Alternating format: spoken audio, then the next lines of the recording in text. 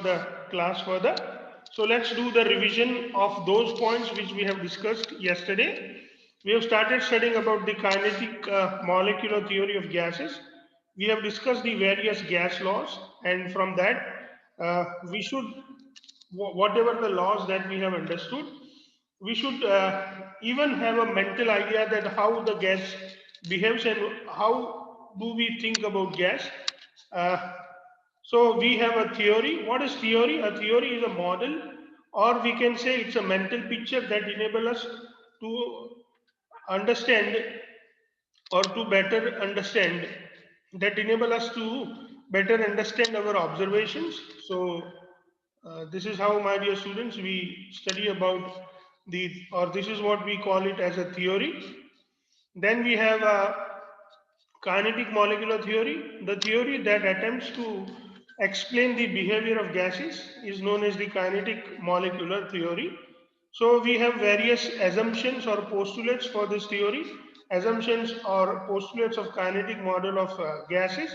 These postulates are related to the atoms and molecules which cannot be seen, hence it is said to provide a microscopic model of gases. So this is the model of gas that we study in kinetic molecular theory is the microscopic model of gases.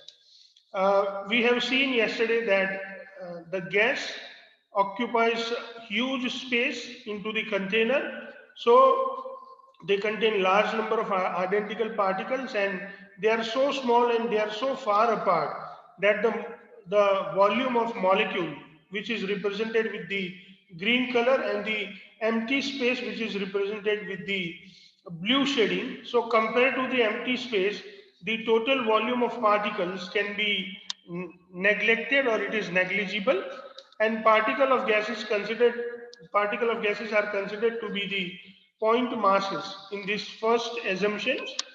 The second assumption tells us that there is no force of attraction between the particles of gases, and that is why they completely, that means they means the particles of gases, they completely acquire the space of a, they completely acquire the space of a container in which they are filled. And this is how, my dear students, we truly understand about um, the second point. Then we have the third point. Particles of gases are always in a constant and random motion.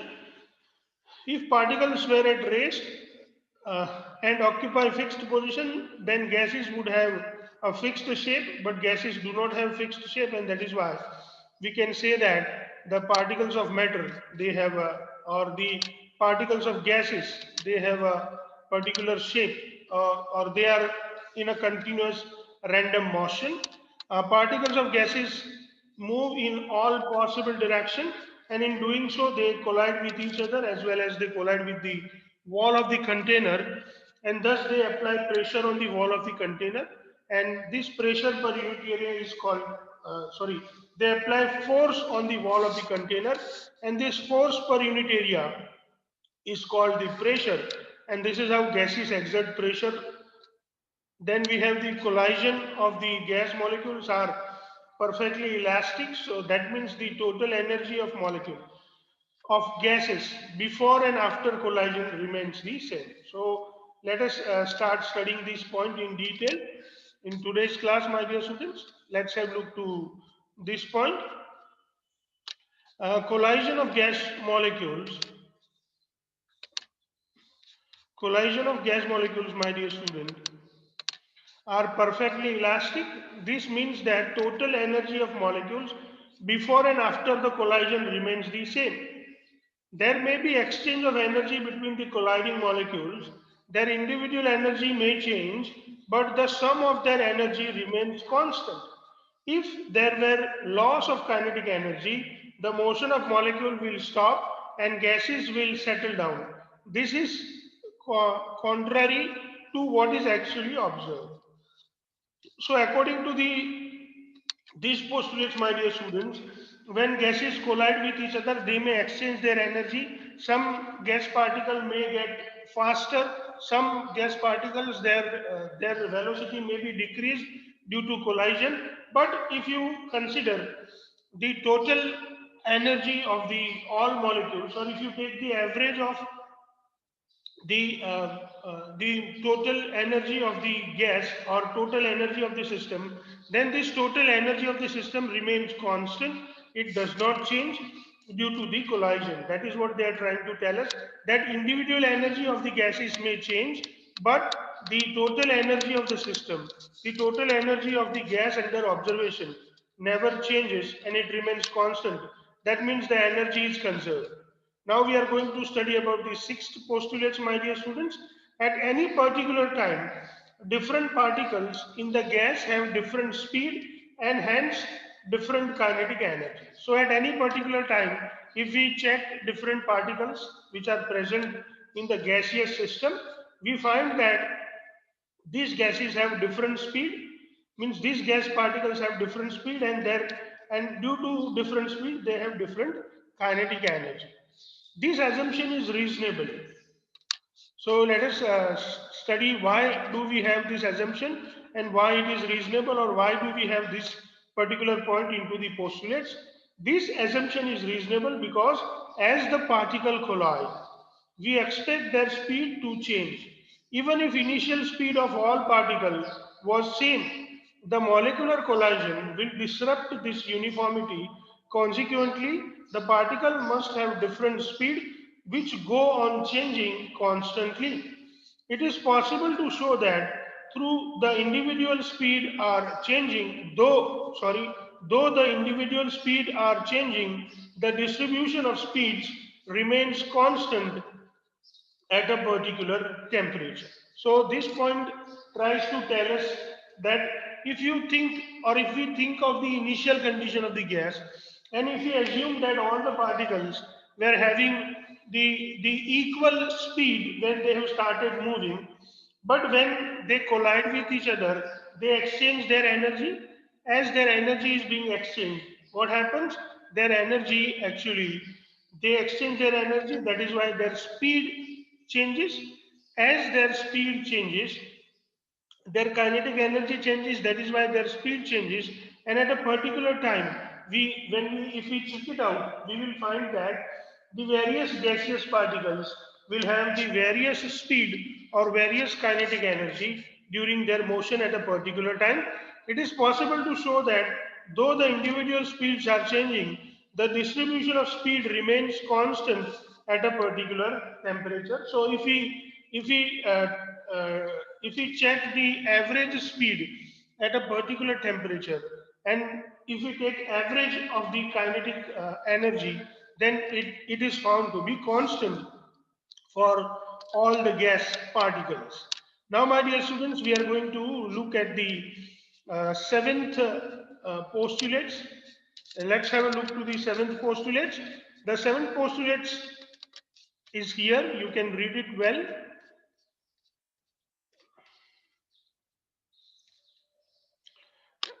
Let's have a look to it.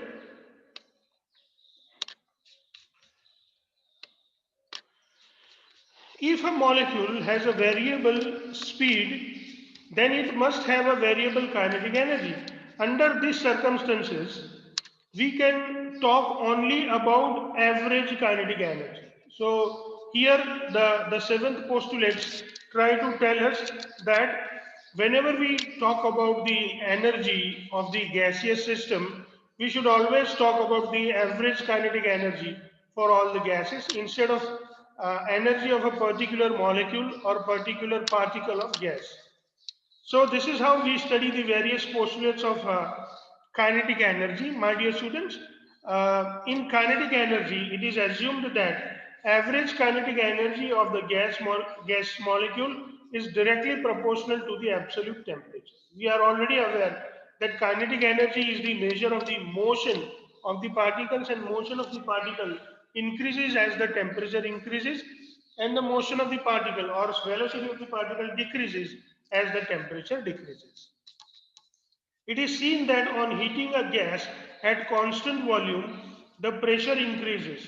On heating the gas, kinetic energy of the particle also increases, and this strike the wall of the container more frequently, thus exert more pressure. So this is what it is, the explanation that why as we increase the pressure, the temperature increases. So my dear students, as we increase the pressure, temperature increases, because as we increase the pressure, the uh, the speed of the particles or the velocity of the particle increases, and as the speed or velocity of the particle increases, the kinetic energy even increases, and as the kinetic energy increases, their velocity or their average speed even increases, and thus they collide with the wall of the container in a more number, and thus the pressure also increases. Same way, my dear students, we can understand about few other things like kinetic energy of the gases allow us to derive uh, theoretically gas laws. Various calculations and experiments establishes the correctness of the model. So if we take into the account these various gases, if we take into the account for this various law, or if we take into the account the various postulates of kinetic molecular theory, we realize that this kinetic molecular theory actually um, makes us uh, to understand all the gaseous laws that we have studied, and the various experimental observations even support the various assumptions or various points of the kinetic molecular theory. So these were the various assumptions or postulates of the kinetic molecular theory. Now we should study about the behavior of real gases. So till now we were looking for the ideal gases. We have derived the various laws and equation for the ideal gases, but in reality, how do the gases behave? That is what we are going to study. So behavior of real gases. Real gases are different from the ideal gas, and that is why they deviate. They do not follow sometime, or they do not follow the laws of ideal gas, the various laws that we have studied, and that is what it is known as the deviation from the ideal gas behavior. Now let's look at this ideal gas equation. So this equation, PV is equal to nRT, is called ideal gas equation. To check or test the correctness of this ideal gas equation, we can, uh, for various gases, let's plot a graph of PV versus P. So to check the idealness of the various gases, we should draw the graph of PV versus P, my dear students. So let us try to look at the graph of the PV versus P. For ideal gas, what is the ideal condition? Let's read that. For ideal gas, PV is equal to constant at constant temperature, because N and R, PV is equal to nRT. N is the number of moles and R is the gas constant, which are constant. And if even temperature T is also remain constant, then we have PV is equal to constant at constant temperature. Thus, for ideal gas, PV versus P graph plot must be a straight line parallel to the x-axis. You can see here, my dear students, that if we plot a graph of PV versus P, then this is what it is, the graph that we should get. So for ideal gas, we will get a graph which is parallel to the x-axis, or which is parallel to the pressure axis. So for ideal gas, the PV versus P graph must be a straight line, as written here, that the graph must be a straight line parallel to the x-axis or pressure axis. The graph PV versus P for ideal gas. So we have drawn this graph for the various gas like ideal gas, helium, hydrogen, methane, and carbon dioxide is shown here. So here we have the graph of PV versus P for the various gases. You can see here, my dear students, easily, and you can learn it. So here, my dear students, we have the graph of various gases for PV versus P. So let's have a look to this graph and understand this graph well. let us pay attention to this graph on your screen. You might be seeing the graph of PV versus P on your screen, my dear students. So this graph actually explains the behavior of the various real gases to us. Let's have a look to it. You can see that PV versus P graph is a straight line parallel to the P axis or X axis. Now, if you look at the hydrogen graph for hydrogen, you can see that as the pressure increases, PV versus P continuously increases. So it never decreases and it keeps on increases. Same way, you can see that the hydrogen gas at very low pressure is very similar to the ideal gas, but as the pressure increases, uh, the non-ideal behavior of hydrogen increases. Same is the case, but the deviation of hydrogen is more as compared to the deviation of helium from the ideal behavior. So helium up to this portion, my dear students, behave very similar to the ideal gas, and then its non-ideal behavior increases and keep on increases, but still helium is comparatively more near to the ideal gas curve, but hydrogen behaves very much non-ideal. That is what we can say. So this is how, my dear students, we understand. Then we have the next one.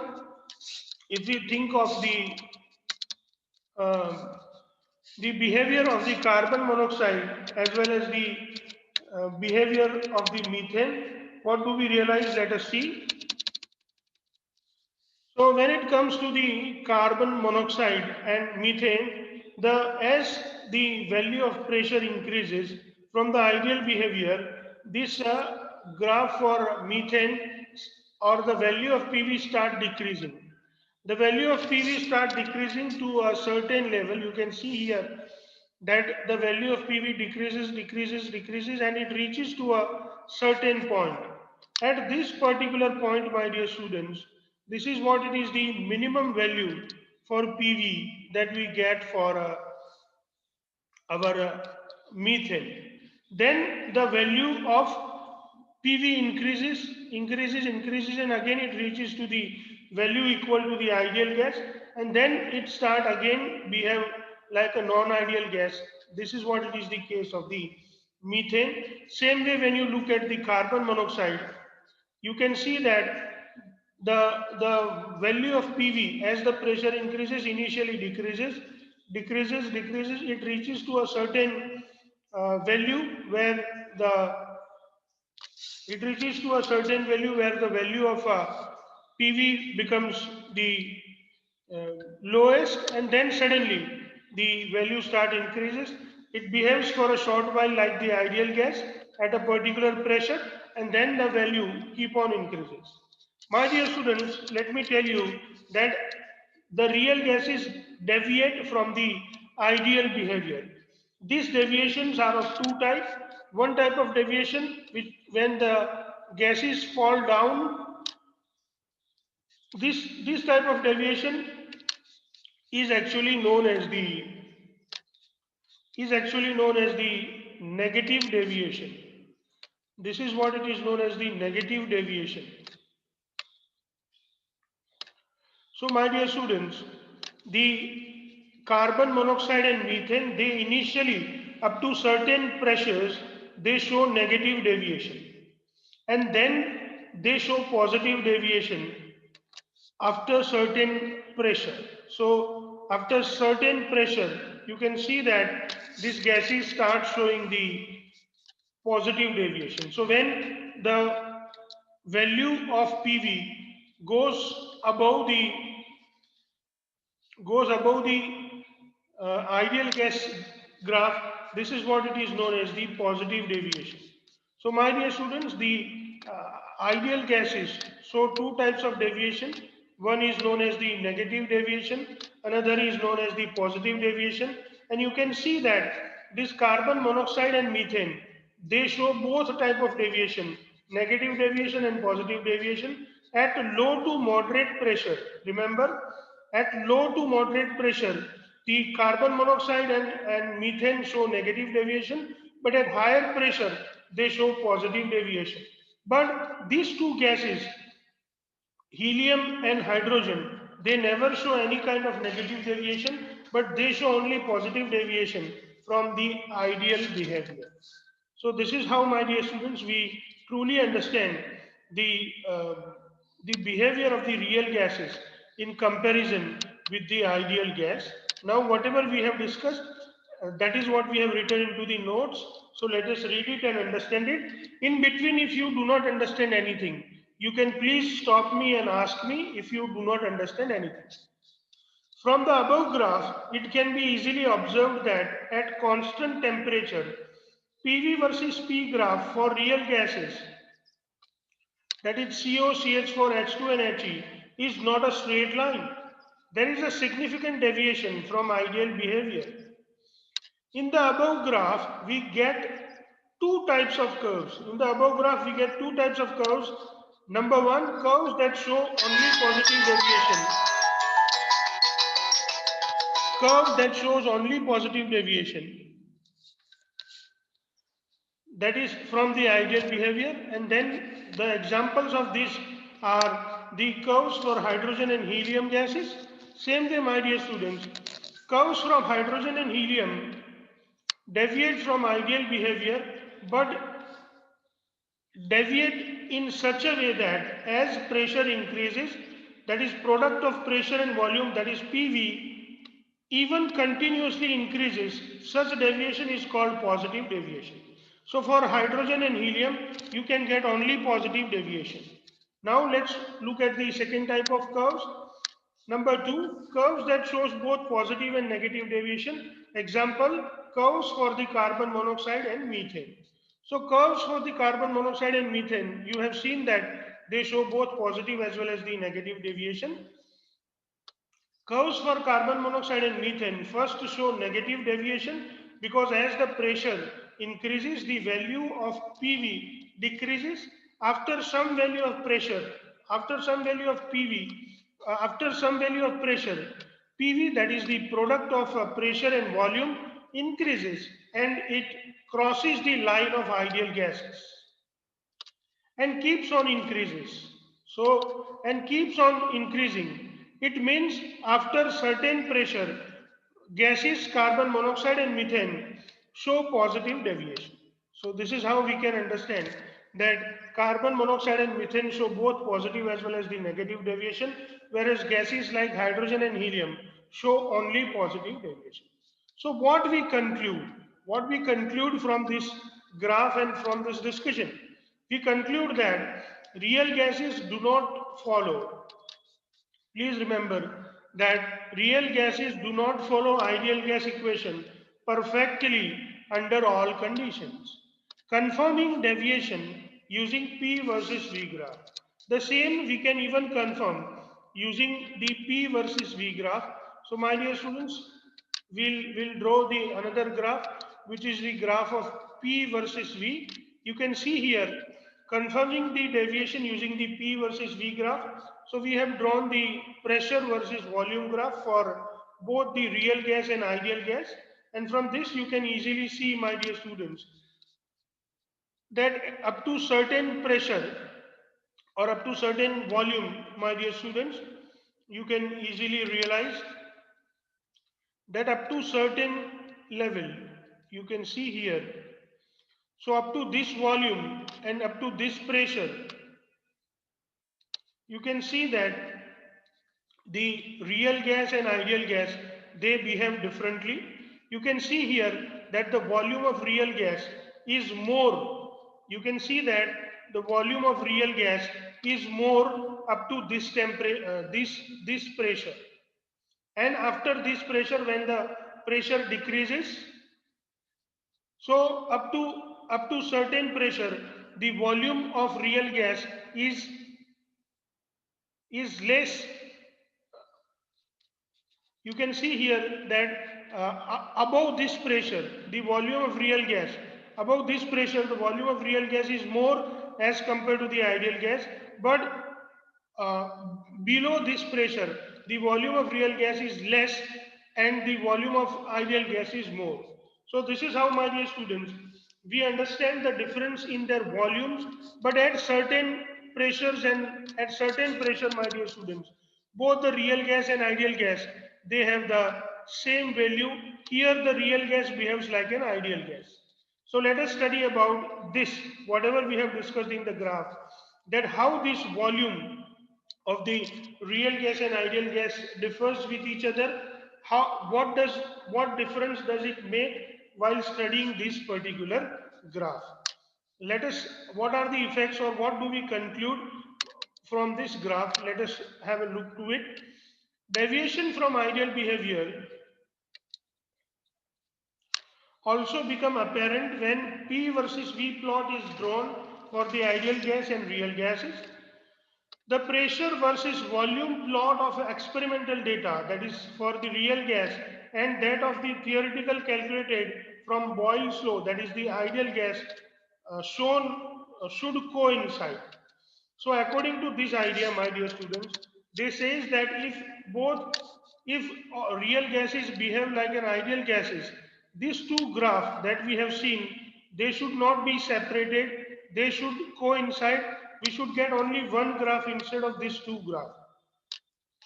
You can see here we have the curve that is made up of green ink.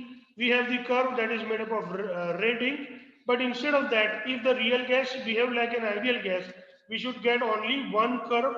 We should not get two curves. But as we get two curves, we can simply say that ideal gases, real gases deviate from the ideal behavior. So this is how we confirm that the real gases do not follow the ideal gas equation or the various laws that we have studied. In the figure, we find that both the curves for real gas and ideal gas do not coincide. At high pressure, remember at certain pressure, at high pressure, measured volume is more than the calculated volume. That means the volume of real gas, the volume of real gas is more than the volume of ideal gas. At low pressure, measured volume and calculated volume approaches each other and become the same at particular pressure. You can see that as we keep on decreasing the pressure, the gap between these two curves decreases here and they coincide at a particular point. Let us study this. At low pressure, measured volume and calculated volume approaches each other and become same at particular pressure and volume. At very low pressure, calculated volume is greater than the measured volume. That means the volume of real gas is more than the volume of uh, volume of ideal gas is more than the volume of the real gas. That means the uh, real volume is greater than the calculated volume. Real volume is greater than the calculated volume. So this is how, my dear students, we can understand about the uh, pressure versus volume curve. Now two question arises in our mind. Why do gases deviate from ideal behavior? This is the very important question, my dear students, that why do gases deviate from their ideal behavior, and what are the conditions under which these gases deviate from their ideal behavior? So why do these gases deviate from their ideal behavior, and what are the conditions under which these gases deviate from their behavior? We'll try to study this. We get the answers from the first equation. From the we get the answer for the first question if we look into the postulates of the kinetic theory again. We find that two assumptions of the kinetic theory do not hold good. These two assumptions are, please remember these two assumptions, because you may be asked many a time this question, that when we have the various like, what are those two assumptions of the kinetic theory which are proved wrong? So these are the two assumptions of the kinetic theory which were proved wrong. Number one, there is no force of attraction between the molecule of gas. These particular assumptions have been proved wrong. Second, volume of the molecules of a gas is negligibly small in comparison to the space occupied by the gases. So these two assumptions or these two postulates of the kinetic molecular theory are found to be wrong, how they are wrong and what are the various reasons that we consider them wrong, let us try to see. If assumption A is correct, that is, if the particles of gases do not have any kind of force of attraction, the gas will never liquefy. If there is no force of attraction between the or among the particles of gases, then why this gas turns into the liquid? Because when there is liquid, when we have liquid, the intermolecular force of attraction exists, and they exist to a great level. So these gases, they liquefy, or they can be converted into liquid state, and this is how we can say that these gases have the particle of gases have definitely force of attraction between them. However, we know that gases do not liquefy when cooled and compressed. However, we know that gases do liquefy, not do not, sorry. However, we know that gases do liquefy when cooled and compressed. Also, liquid formed are very difficult to compress. It means that forces of repulsion are powerful enough and prevent squashing of the molecule in a teeny volume. So this is how we can say that there must be some force of attraction among the particles of gases. Now we'll think about assumption B. If assumption B is correct, the pressure volume graph of experimental data, that is real gas, and that of the theoretical calculated from the Boyle's law, that is for the ideal gas, should coincide. If the volume of the real gas and volume of the ideal gas are same, or if the volume of the real gas is and the volume and if the volume of the real gas is equal to the volume of the ideal gas, or the particles do not have any volume, so their volume, if it is negligible, then the graph of P versus V, or the graph of PV versus V, they should be same for ideal gas as well as the real gas. But we have seen that the volume of the ideal gas and the volume of the real gas are different